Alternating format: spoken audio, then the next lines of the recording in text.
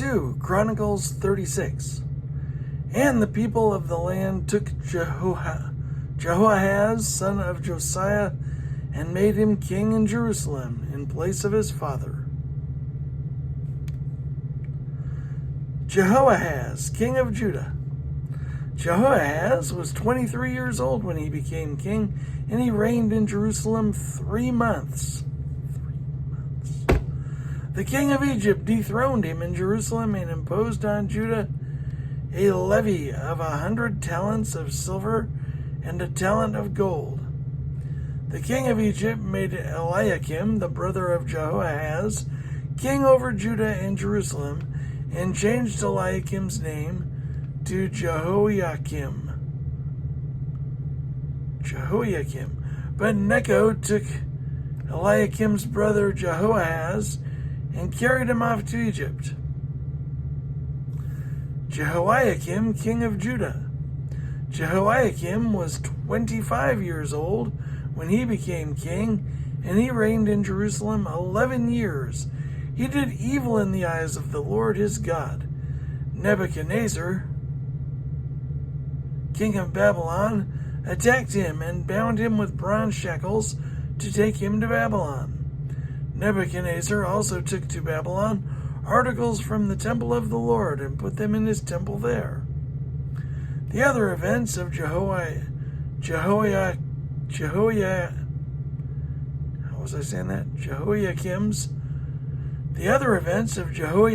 reign, the detestable things he did, and all that was found against him, are written in the book of the kings of Israel and Judah.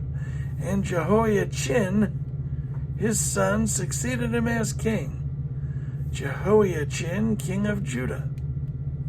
Jehoiachin was 18 years old when he became king, and he reigned in Jerusalem 3 months and 10 days. He did evil in the eyes of the Lord.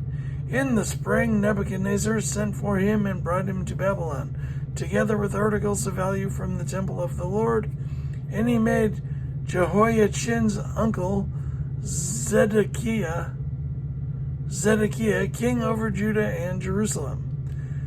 Zedekiah, king of Judah. Zedekiah was 21 years old when he became king, and he reigned in Jerusalem 11 years. He did evil in the eyes of the Lord his God, and did not humble himself before Jeremiah the prophet, who spoke the word of the Lord. He also rebelled against King Nebuchadnezzar, who made him take an oath in God's name. He became stiff-necked and hardened his heart and would not turn to the Lord, the God of Israel. Furthermore, all the leaders of the priests and the people became more and more unfaithful, following all the detestable practices of the nations and defiling the temple of the Lord, which he had consecrated in Jerusalem. The fall of Jerusalem. The Lord, the God of their ancestors, sent word to them through his messengers again and again, because he had pity on his people and on his dwelling place. But they mocked God's messengers, despised his words, and scoffed at his prophets, until the wrath of the Lord was aroused against his people, and there was no remedy. He brought up against them the king of the Babylonians, who killed their young men with the sword in the sanctuary, and did not spare young men or young women, the elderly or the infirm. God gave them all into the hands of Nebuchadnezzar.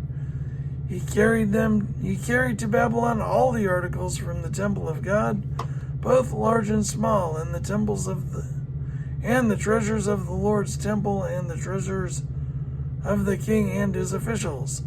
They set fire to God's temple and broke down the wall of Jerusalem. They burned all the palaces and destroyed everything of value there. He carried into exile to Babylon the remnant who escaped from the sword, and they became servants to him and his successors until the kingdom of Persia came to power. The land enjoyed its Sabbath rests all the time of its desolation it rested. The land enjoyed its Sabbath rests. All the time of its desolation it rested until the 70 years were completed in Jerusalem, in fulfillment of the word of the Lord spoken to Jeremiah. The land enjoyed its Sabbath rests. All the time of its desolation it rested until the 70 years were completed in fulfillment of the word of the Lord spoken by Jeremiah. In the first year of Cyrus, king of Persia, in order to fulfill the word of the Lord spoken by Jeremiah, the Lord moved the heart of Cyrus, king of Persia, to make a proclamation throughout his realm and also to put it in writing. This is what Cyrus, king of Persia, says. The Lord, the God of heaven, has given me all the kingdoms of the earth, and he has appointed me to build a temple for him at Jerusalem in Judah. Any of his people among you may go up, and may the Lord their God be with them. Well, that's nice of him. The Lord, the God of heaven, has given me all the kingdoms of the earth, and he has appointed me to build a temple for him at Jerusalem in Judah.